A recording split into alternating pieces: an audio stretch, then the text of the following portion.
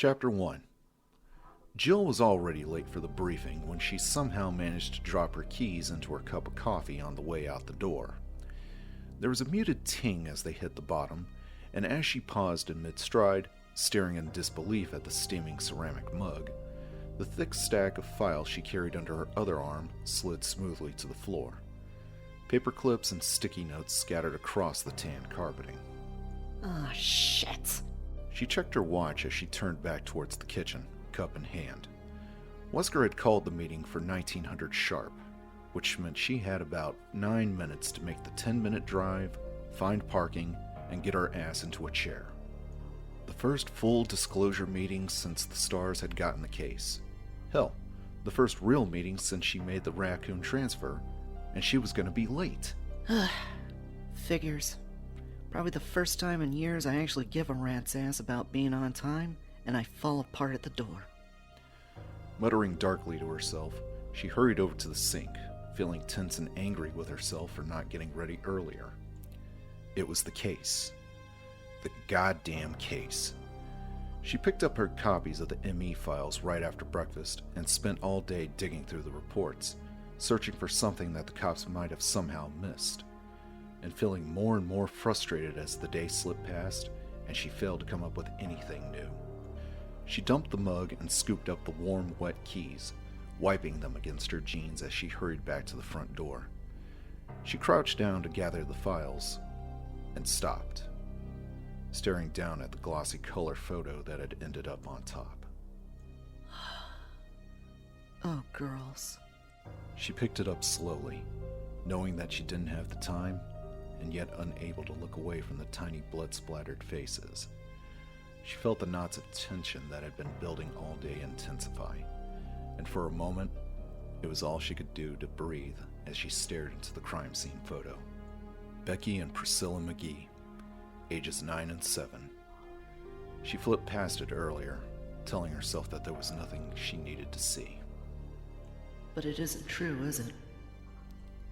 You can keep pretending, or you can admit it. Everything's different now. It's been different since the day they died. When she first moved to Raccoon, she'd been under a lot of stress, feeling uncertain about the transfer, not even sure if she wanted to stay with the Stars. She was good at the job, but had only taken it because of Dick. After the indictment, he started to pressure her to get into another line of work. It had taken a while, but her father was persistent, telling her again and again that one Valentine in jail was one too many, even admitting that he was wrong to raise her the way he had. With her training and background, there weren't a lot of options, but the Stars, at the very least, appreciated her skills and didn't care how she came by them.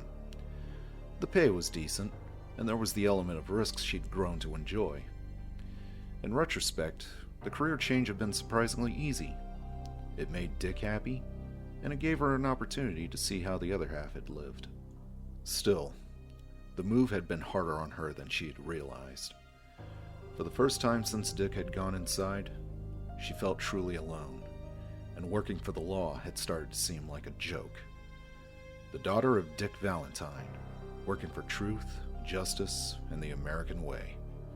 Her promotion to the Alphas, a nice little house in the suburbs, it was crazy, and she was starting to give serious thought to just blowing out of town, giving the whole thing up, and going back to what she had been before. Until the two little girls who lived across the street had shown up on her doorstep and asked her with wide, tear-stained eyes if she was really a police officer. Their parents were at work, and they couldn't find their dog. Becky in her school dress, little Pris in her coveralls, both of them sniffling and shy. The pup had been wandering through a garden only a few blocks away. No sweat. And just like that, she made 2 new friends. The sisters promptly adopted Jill, showing up after school to bring her scraggly bunches of flowers, playing in her yard on weekends, and singing her endless songs that they learned from movies and cartoons. It wasn't like the girls had miraculously changed her outlook or taken away her loneliness, but somehow, her thoughts of leaving had somehow been put on the back burner, left alone for a while. For the first time in her 23 years, She started to feel like a part of the community that she lived and worked in. The change was so subtle and gradual that she hardly even noticed. However, 6 weeks ago, Becky and Pris had wandered away from a family picnic in Victory Park and became the first two victims of the psychopaths that had since terrorized the isolated city. The photo trembled slightly in her hand, sparing her nothing. Becky lying on her back, staring blindly at the sky, a gaping ragged hole in her belly. Pris was sprawled next to her, arms outstretched, chunks of flesh ripped savagely from the slender limbs. Both children had been eviscerated, dying of massive trauma before they bled out. If they screamed, no one heard. Enough. They're gone, but you can finally do something about it. Jill fumbled the papers back into their folder and then stepped outside into the early evening, breathing deeply. The scent of freshly cut grass was heavy in the sun-warmed air. Somewhere down the street, a dog barked happily amidst the shouts of children. She hurried to the small dented gray hatchback parked by the front walk, forcing herself not to look at the silent McGee house as she had started the car and pulled away from the curb. Jill drove through the wide suburban streets of her neighborhood, window down and pushing the speed limit, but careful to watch for kids and pets. There weren't many of either around. Since the trouble had started, more and more people were keeping their children and animals indoors, even during the day. The little hatchback shuddered as she accelerated up the ramp to Highway 202, the warm, dry air whipping her long hair back from her face. It felt good, like waking up from a bad dream. She sped through the sun-dappled evening, the shadows of trees growing long across the road. Whether it was fate or just the luck of the draw, her life had been touched by what was happening in Raccoon City. She couldn't keep pretending that she was just some jaded ex-thief trying to stay out of jail, trying to toe the line to make her father happy, or that what the stars were about to do was just another job. It mattered. It mattered to her that those children were dead, and that the killers were still free to kill again. The victim files next to her fluttered slightly, the top of the folder caught by the wind. 9 restless spirits, Becky and Priscilla McGee's among them. She rested her right hand on the ruffled sheaf, stilling the gentle movement, and swore to herself that no matter what it took, she was going to find out who was responsible. Whatever she had been before, whatever she would be in the future, she had changed, and wouldn't be able to rest until those murderers of the innocent had been held accountable for their actions.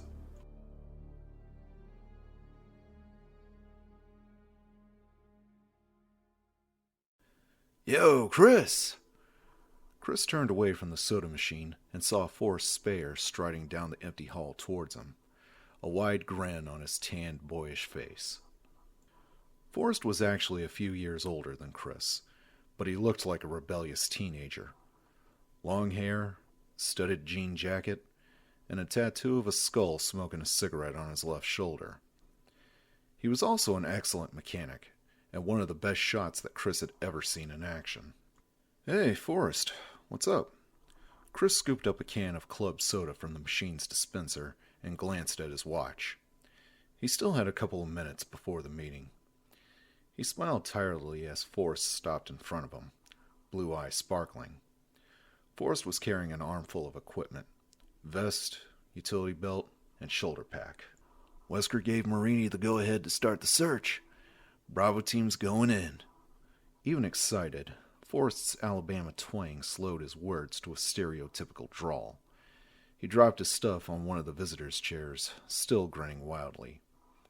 Chris frowned. When? Now. Soon as I warm up the copter. Forrest pulled the Kevlar vest over his t-shirt as he spoke. So while you alphas sit here and take notes, we're gonna go kick some cannibal ass. Nothing if not confident, us stars. Yeah, well, just watch your ass, okay? I still think there's more going on than a couple of slobbering nut jobs hanging out in the woods. You know it. Forrest pushed his hair back and grabbed his utility belts, obviously already focused on the mission. Chris thought about saying more, but decided against it. For all his bravado, Forrest was a professional. He didn't need to be told to be careful. You sure about that, Chris? You think Billy was careful enough? Sighing inwardly, Chris slapped Forrest's shoulder lightly and headed for Ops through the doorway of the small upstairs waiting room and down the hall. He was surprised that Wesker was sending the teams separately. Although it was standard procedure for the less experienced stars to do the initial recon, this wasn't exactly a standard operation. The number of deaths they were dealing with alone was enough to call for a more aggressive offense. The fact that there were signs of organization to the murders should have brought it to A1 status, and Wesker was still treating it like it was some kind of a training run. Nobody else sees it. They didn't know Billy. Chris thought back about the late-night call he had gotten last week from his childhood friend. He hadn't heard from Billy in a while, but he knew that he had taken a research position in Umbrella, the pharmaceutical company that was the single biggest contributor to the economic prosperity of Raccoon City. Billy had never been the type to jump at shadows, but the terrified desperation in his voice had jolted Chris awake, filling him with a deep concern. Billy had babbled that his life was in danger, that they were all in danger, and begged Chris to meet him at the diner at the edge of town. But he never showed up. No one had heard from him since. Chris had run over it again and again in his mind during the sleepless nights since Billy's disappearance, trying to convince himself that there was no connection to the attacks on Raccoon. And yet, he was unable to shake his growing certainty that there was more going on than met the eye, and that Billy had known what it was. The cops had checked out Billy's apartment and found nothing to indicate foul play.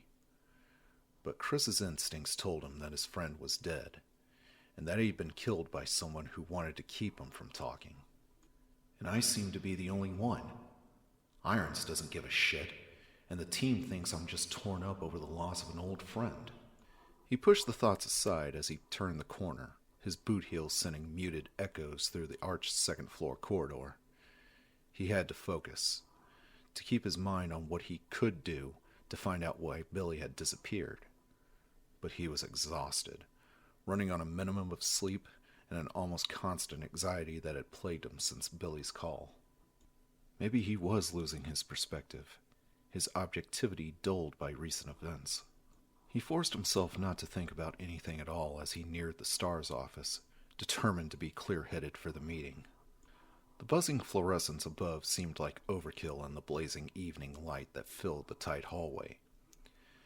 The Raccoon Police Building was a classic, if unconventional piece of architecture. Lots of inlaid tile and heavy wood. But it had way too many windows designed to catch the sun. When he had been a kid, the building had been Raccoon City Hall. With the population increase a decade back, it had been renovated as a library, and 4 years ago, it was turned into the police station. It seemed like there was always some kind of construction going on. The door to the STARS office stood open, the muted sounds of gruff male voices spilling out into the hallway. Chris hesitated for a moment, hearing Chief Irons among them. Just Call Me Brian Irons was a self-centered and self-serving politician masquerading as a cop. It was no secret that he had his sweaty fingers in more than a few local pies. He had been implicated in the Cider District land scam back in '94, and although nothing had been proven in court, anybody who knew him personally didn't harbor any doubt. Chris shook his head, listening to Irons' greasy voice. It was hard to believe that he once led the Raccoon Stars, even as a paper pusher. Maybe even harder to believe that he'd probably end up as mayor someday. And of course, it really doesn't help much that he hates your guts, now does it, Redfield? Yeah, well, Chris didn't like to kiss ass, and Irons didn't know how to have any other kind of relationship.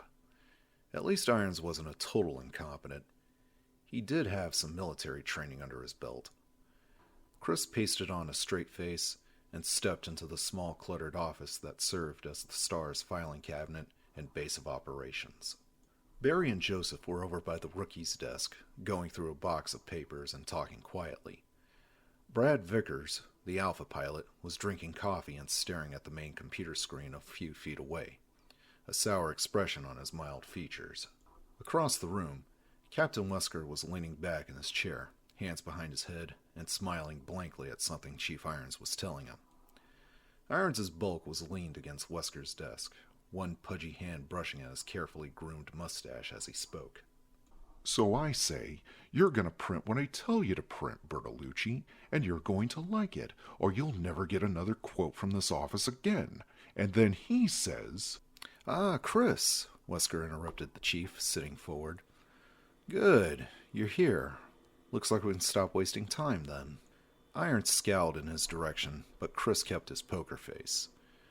Wesker didn't particularly care for Irons himself, and didn't bother trying to be any more than polite in his dealings with the man. From the glint in his eyes, it was obvious that he didn't care who knew it either. Chris walked into the office and stood by the desk that he shared with Ken Sullivan, one of the Bravo team.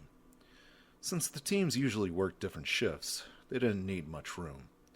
He sat the unopened can of soda on the battered desktop and looked at Wesker. So you're sending Bravo in? The captain gazed back at him impassively, arms folded across his chest. Standard procedure, Chris. Chris sat down, frowning. Yeah, but with what we talked about last week, I thought... Irons interrupted. I gave the order, Redfield. Now, I know you think there's some kind of a cloak and dagger conspiracy going on here, but I don't see any reason to deviate from policy. Sanctimonious prick. Chris forced a smile, knowing it would irritate Irons. Oh, but of course, sir. No need to explain yourself on my behalf. Irons glared at him for a moment, his piggy little eyes snapping, and then apparently deciding to let it drop. He turned back to Wesker. I'll be expecting a report when Bravo returns. Now if you'll excuse me, Captain. Wesker nodded. Chief? Irons stalked past Chris and out of the room. He had only been gone less than a minute before Barry started in. Think the chief took a shit today? Maybe we all ought to chip in for Christmas. Get him some laxatives. Joseph and Brad laughed, but Chris couldn't bring himself to join in. Irons was a joke, but his mishandling of this investigation wasn't all that funny. The star should have been called in at the beginning instead of acting as RPD backup. He looked back at Wesker, the man's perpetually composed expression hard to read.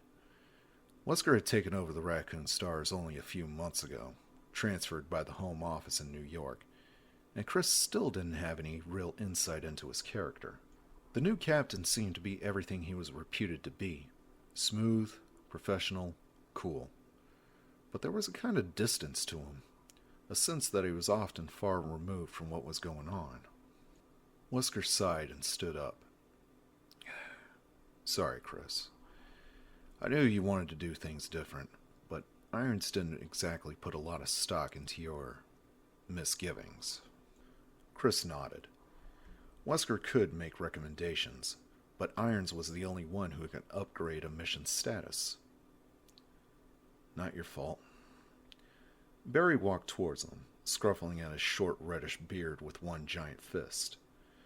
Barry Burton was only 6 feet tall, but he was built like a truck. His only passion outside of his family and his weapons collection was weightlifting, and it showed. Don't sweat it, Chris. Marini will call us in the second he smells trouble. Irons is just pulling your chain. Chris nodded again, but he didn't like it. Hell, Enrico Marini and Forrest Speyer were the only experienced soldiers in Bravo. Ken Sullivan was a good scout and a brilliant chemist, but in spite of his STARS training, he couldn't shoot the broadside of a barn. Richard Aiken was a top-rate communications expert, but he also lacked field experience. Rounding out Bravo team was Rebecca Chambers, who had only been with the STARS for 3 weeks. She was supposed to be some kind of a medical genius. Chris had met her a couple times, and she seemed bright enough. But she was just a kid. It's not enough. Even with all of us, it might not be enough. He cracked open his soda, but he didn't drink any, wondering instead what the STARS were about to go up against. As he did, Billy's pleading, desperate words echoed through his mind yet again. They're gonna kill me, Chris. They're gonna kill everyone who knows. Meet me at Emmy's now, and I'll tell you everything.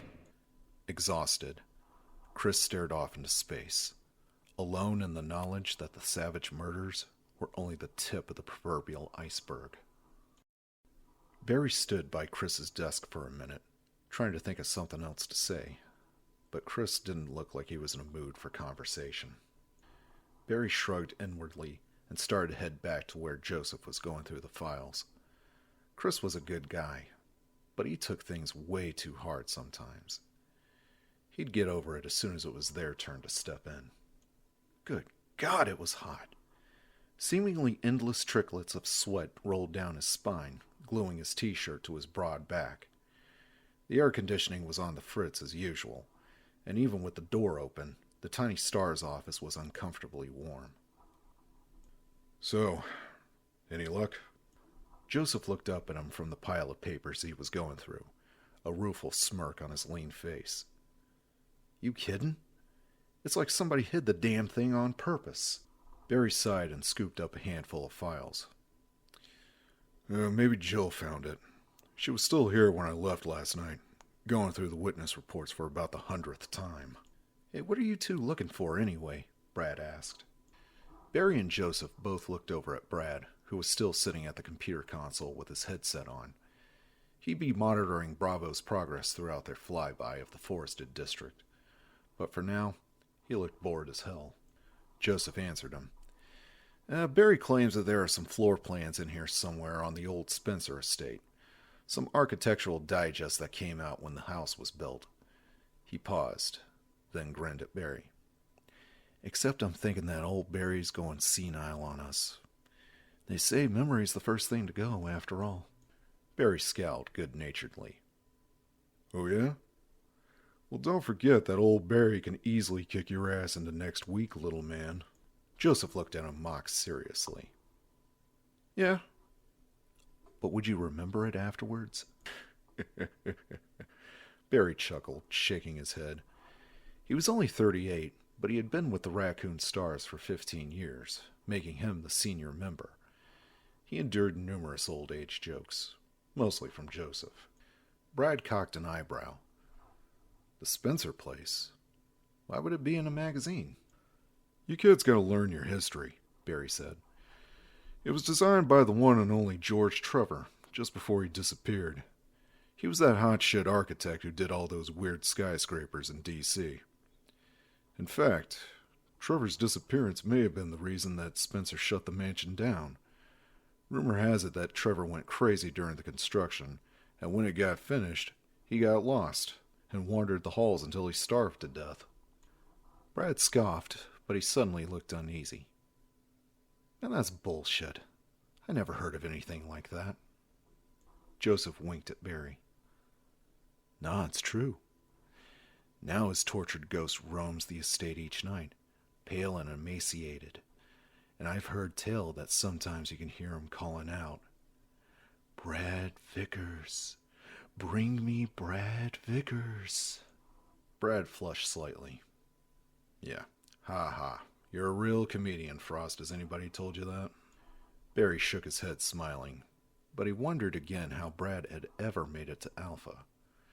He was undoubtedly the best hacker working for the Stars, and a decent enough pilot. But he wasn't so hot under the pressure. Joseph had taken to calling him Chicken Heart Vickers when he wasn't around, and while the Stars generally stuck up for one another, nobody disagreed with Joseph's assessment. So, is that really why Spencer shut it down? Brad addressed this to Barry, his cheeks still red. Barry just shrugged. I doubt that. It was supposed to be some kind of a guest house for Umbrella's top execs. Now, Trevor did disappear right around the time of completion, but Spencer was a wacko anyway. He decided to move Umbrella's headquarters to Europe, I forgot where exactly, and he just boarded up the mansion. Probably a couple $1,000,000 straight into the shitter. Joseph sneered. Yeah, right. Like Umbrella would suffer. That was true enough. Spencer may have been crazy, but he had enough money and business savvy to hire the right people. Umbrella was one of the biggest medical research and pharmaceutical companies on the planet. Even 30 years ago, the loss of a few $1,000,000 probably hadn't hurt him in the least. Anywho, Joseph went on, the Umbrella people told Irons that they sent somebody to go check the place out, and that it was secure. No break-ins. So why look for blueprints? Brad asked. It was Chris who answered, startling Barry. He walked back to join them, his youthful face fixed with a sudden intensity that almost bordered on obsessive. Because it's the only place in the woods that hasn't been checked over by the cops, and it's practically in the middle of the crime scenes. And because you can't always trust what people say. Brad frowned. But if Umbrella sent somebody out...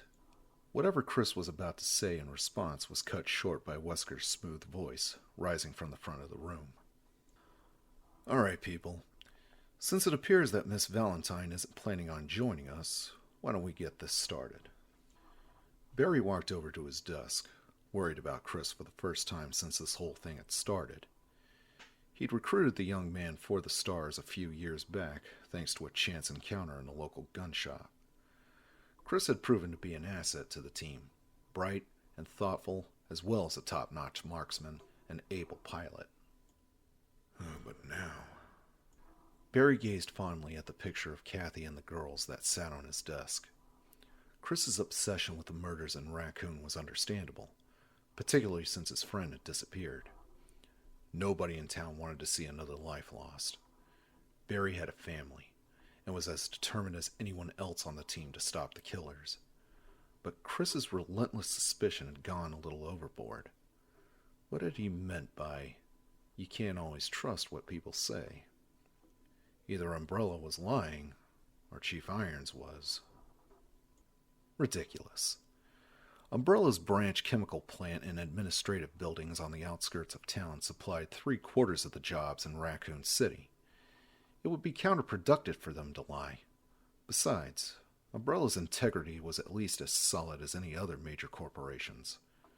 Maybe some industrial espionage, but medical secret swapping was a far cry from murder. And Chief Irons, though a fat weaselly blowhard, wasn't the kind to get his hands any dirtier than they'd get accepting illegal campaign funds. The guy wanted to be mayor, for Christ's sake. Barry's gaze lingered on the picture of his family a moment longer before he turned his chair to face Wesker's desk. And he suddenly realized that he wanted Chris to be wrong. Whatever was going on in Raccoon City, that kind of vicious brutality couldn't be planned. And that meant... Barry didn't know what that meant. He sighed, and he waited for the meeting to begin.